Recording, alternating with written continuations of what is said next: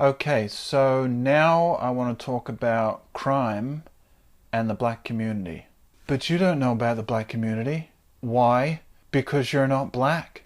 Well, I actually do know about the black community. Want to know how I do? It's because they're people. And I am people. And we're all people. And people like to talk. It's how we work shit out. The more we talk, the better it gets. The less we talk, the worse shit gets. If you think the fact that people who have white skin is a good enough reason to disqualify them from talking about crime in the black community, then you deny those that are suffering in those communities the chance for their plight to be openly discussed in the public forum. You know, online, on TV, at parties, on the phone. Does anyone talk on the phone anymore? Sorry, I've got to read some of this stuff because I can't remember it all. What are you saying when you demand certain skin colors can't speak about the black community? Are you saying, stand back, I've got this, we're dealing with it, don't worry, it'll all be sorted out very soon, I know you mean well, but shut the fuck up? So many good things come from owning up to being a victim. You get massive sympathy, love, attention, but it's meaningless because you're not a victim. So I am not speaking for the black community. I am speaking for people. Our difference in pigmentation does not deny me the ability to speak about them. Telling people they don't know about the black community because they're not black just isolates that community and makes them sacred and taboo and hallowed ground that thou must not speak upon. This is sort of like segregation of communication. Only speak about those that you share the exact situation with. So this compartmentalized type of communication puts everyone in their little pods and tells them you have permission to speak in those pods, but do not cross the pods. Don't cross the streams. Because we can't have people from separate pods talking across pods, but we have to. I don't care if I'm white talking about black people on the other side of the planet. I'm not even in the same country and I'm talking about how dare I. Fuck that. I care about people. I don't care if they're living on the fucking planet Mars. I mean, they're not, but distance-wise doesn't diminish the motivation I have to want to talk openly about a situation. You know that Woody Allen film, Bullets Over Broadway? Anytime this person tries to tell her that he loves her, she says, don't speak, don't speak. And then she holds them, you know, lovingly and trying to mush up their face to stop them talking. But I need to tell you. And she just puts her hand over his face while she's kissing him. Don't speak. That's exactly the same thing. Not only are there plenty of black woke people who do not want to talk about the real reasons why black people are suffering in the inner cities, but they don't want anyone else talking about it either. I'll tell you who wants to talk about it. The black victims of these black criminals. I bet they're sick of seeing these criminals who run into the police and have their moment of fame that eats up all the airtime, with nothing left for, say, a 5-year-old kid who catches a stray bullet with his head. 'Cause that shit's happening quietly in the background while all the oxygen is eaten up by Black Lives Matter. Funerals with little coffins for children who happen to be in the wrong place at the wrong time. So the motive to have this conversation is caring about the plight of these people. Motive has to count for something. You can't just shut talk down because people don't qualify in the pigmentation classification. Why else would anyone want to have this discussion? It's not for the fun of it. The more BLM champion these criminals who resist arrest, the more the real victims of crime in the inner cities fade into the distance. So it's resisting arrest, resisting education, resisting open discussion. The Democrats resist confession for their part in the mess that they've created. Criminals are shooting each other. Meanwhile, innocent people children are caught in the crossfire. Inside these war zones in the black community, their sense of agency is caught in the crossfire as well. Their willpower is caught in that crossfire. The ability to rise up out of the shit is caught in that crossfire. People wanting to discuss the problem and people telling them not to is another type of crossfire that they have to witness on a daily basis. There's this phrase, black on black crime. Fucking hate that phrase. It's so simple, superfluous, all surface, tells you nothing, yet sounds good. And the fact that it sounds good and it's hiding such horror behind its flashy use of words. This is a terrible phrase that has slotted its way into our common vernacular without us even noticing just how inadequate it is to describe what is going on in the inner city black community. Same goes for the phrase gang violence. It implies as the words roll off your tongue that the only people involved are gang members, as if it's happening inside this bubble where gang members are swapping lives with each other and the innocent can just watch from the bleachers in complete safety. Because gang violence? What, gang on gang violence? Bullshit. Even saying the black community does nothing but pacify genuine attempts at a productive conversation. But, you know, we have to use the phrase black community because BLM uses the phrase black community. Everybody does. So we have to talk about them as the black community. But clearly, this is a very small portion of the black community that are poor and suffering in these communities. But, you know, it's not a small portion though. When you talk about millions of people, nothing's small. When you talk about thousands of people, nothing's small. Hundreds, one. Yes, there is a black community, but it really isn't a community. I'd swear there's a desire for it to be a community. God, they must be sick of this shit. When your child catches a stray bullet from a trigger pulled by some creep who is aiming at another creep across the road, that is not a community. Communities are where people thrive and enjoy each other's company, where people commune. A family is a place where people share stories between loved ones. Sharing stories before you go to bed, stories before you go to school, to work, or off to help somebody. Without a father or two parents to share the load, that struggle will weaken that family unit. Because previous to the Democrats instilling the Great Society Act, single mother homes were 25% in the black community. It's now 75%. Crime is a choice, but the agency has been demoralized and monetized, which makes crime an attractive choice. Crime is still a choice. But I can see how one father going to prison can set off a chain where that next kid just does not know what to do. I don't know what to do. I don't know how to. I don't know. I haven't got any suggestion other than just getting more fathers in families. When the father takes off and the mother's got to carry that load, how? So there's no discipline to steer the kid away from that choice of crime, and there's no father there to share their stories when that kid goes to bed, when that kid wakes up to go to school. There's no guidance. The mother can't do it all. I know there's some incredible single mothers out there who have raised incredible people, but there can't be a standard. So, defunding the police. Insanity. Don't for 1 second they are aiming to defund them in finances alone. Yes, of course, that's what the word fund and defund means. But they want to defund your belief in the police as an institution. They want to defund your confidence in that front line that we all depend on to protect us and allow us to live free and prosper in this thing we call society. They want to defund morale so that police will feel compelled to leave. Because they're defunding the actual police's belief in their own capability to do the job.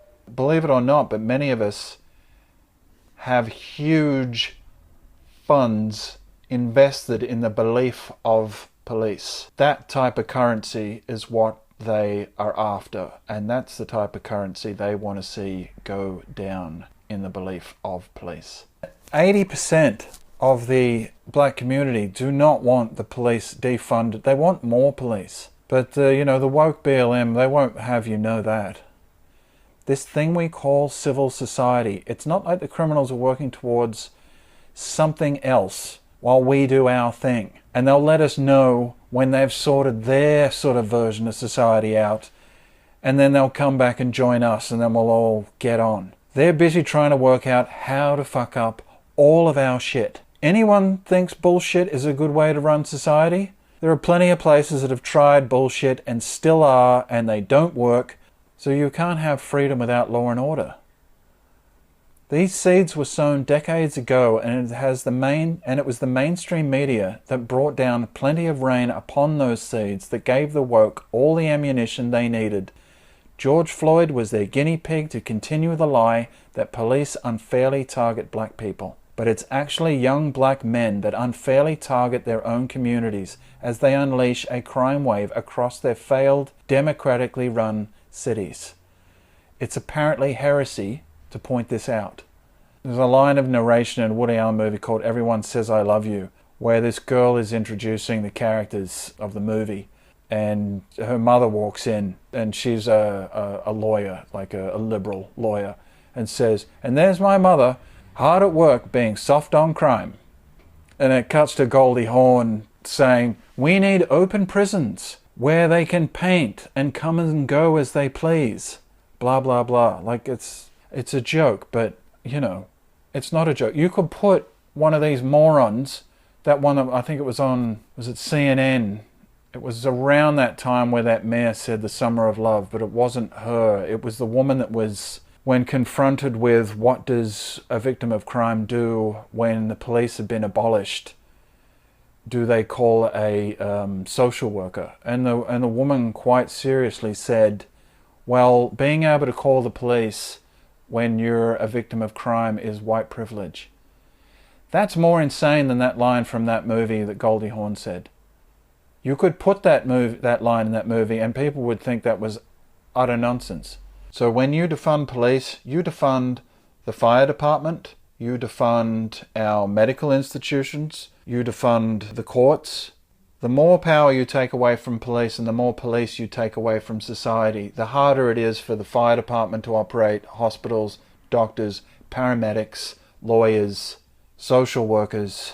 You defund society. You defund freedom. You defund prosperity. This is on a daily basis. Police sweep crime back away from society. It's like some oil spill that is in this constant ooze back into society, and every day they wake up and have to mop it back away from society like the goddamn tides. The rising tide of crime just ebb and flows, not naturally. It's not because criminals get tired at the end of the day. It's because police push that shit away from us. Crime is a malfunction, as in a bad function. It's not a feature of the system. It is a bug in the system. And bug is too cute a word to use, but you know what I mean. A function that is of no use whatsoever to anyone but the criminal. We all play this game by a set of rules we all agreed to. Not because we're all goody two-shoes. I don't know if you know what goody two-shoes means in Australia. It's just someone who's just eager to follow all rules no matter what. So not because we're all goody two-shoes, but because these rules help us help each other. Now, criminals do not play by these rules. Theirs is a life of fucking up our lives and occasionally meeting the police. But they don't want to get in the police car, do they? Why? Because that's just more rules. They don't have rules, including ours. I mean, who knew criminals didn't want to comply with police orders? It's almost as if they have no respect for the law. What do you think they've been doing all day? They've spent their day not cooperating with society as a whole. That is what a criminal is, being uncooperative with society's rules that we all live by every day. They are not civilians. We are the civilians because we're civil. Criminals are not civil. Therefore, do not qualify as civilians. I'm talking about violent crime. I'm not talking about some kid smoking a joint or stealing a bloody apple from a cart or a loaf of bread or whatever. I'm talking about armed robbery, murder, theft, all that lovely bullshit they love to do. These people aren't heroes. Criminals are taking the fight to our way of life. Their way of life destroys our way of life. If you haven't noticed that recently, over the last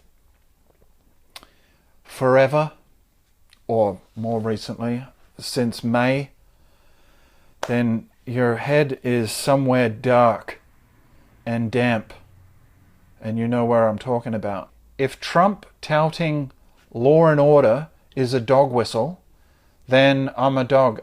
I mean, we're all dogs. What the hell is wrong with law and order? You can't have freedom without law and order. My God.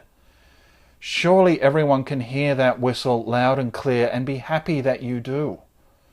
Law and order is not a threat against society. Law and order is society. So while these criminals are doing all they can to get as much camera time as they can with the police, and BLM are worshipping these martyrs for their cause, meanwhile parents are burying their little children in tiny little coffins as if that never happened. The woke will do all they can to make sure you never forget the names of Michael Brown, George Floyd, Rayshard Brooks, the list goes on. So these hero criminals get their names circulated throughout the entire planet.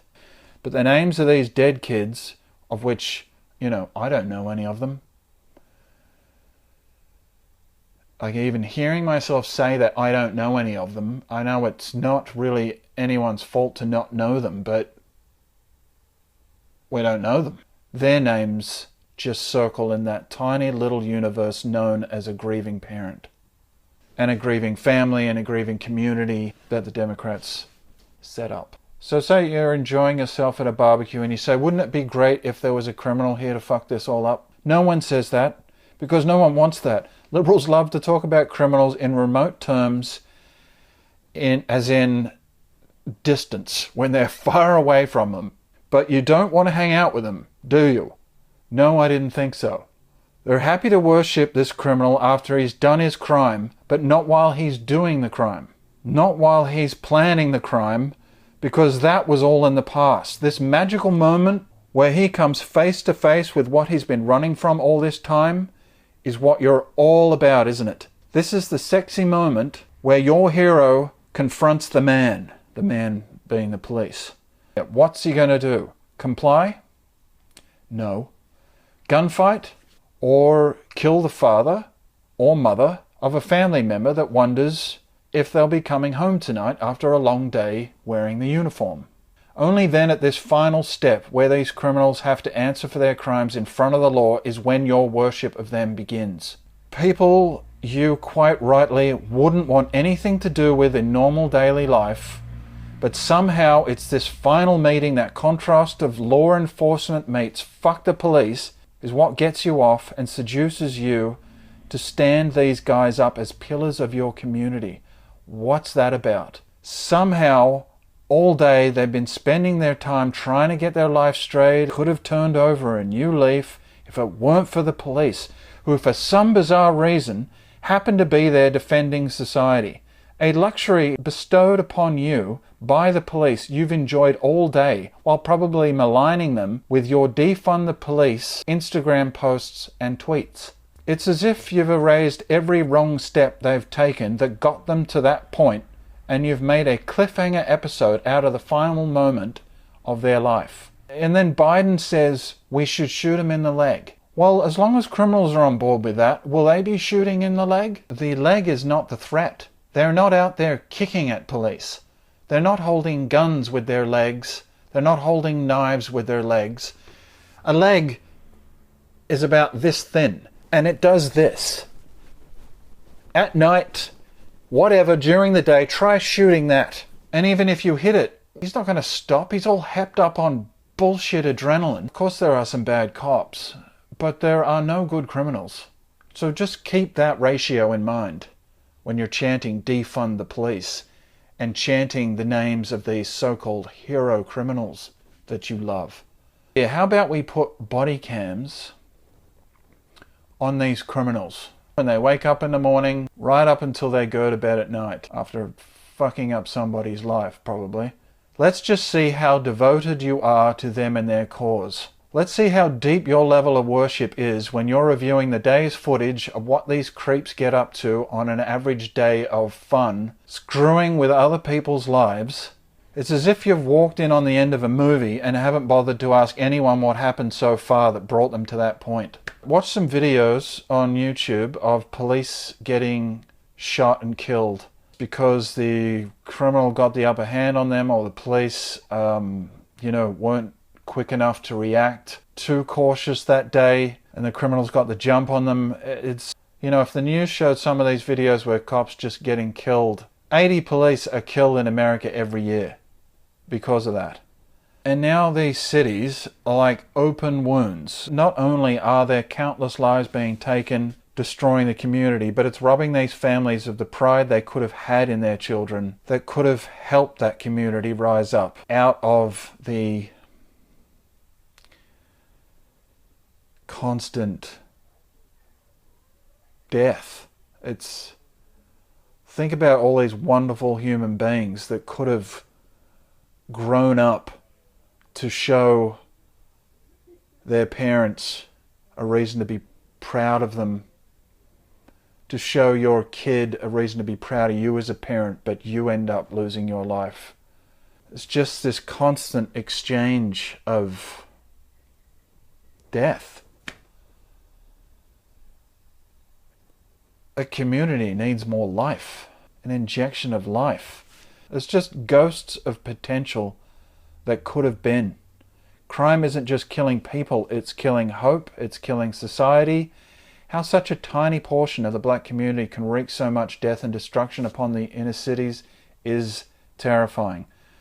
All Democrat-run cities too. Ignored. Run incompetently. Because it's that thing, that horrible phrase again of black on black crime. It suggests that the criminal is black and the victim is black, therefore they cancel each other out. But it's not black on black crime. It's criminal on innocent crime. Criminal on criminal crime. Gang violence. They're not gangs. They're kids. Even if the person's 30, they're still a kid. They never had a father. They're still running around like a kid. Everyone is up in arms about police brutality, but what about criminal brutality? I wonder what we'd be prepared to march for if those young criminals all wore body cams as they snuff out lives by the minute.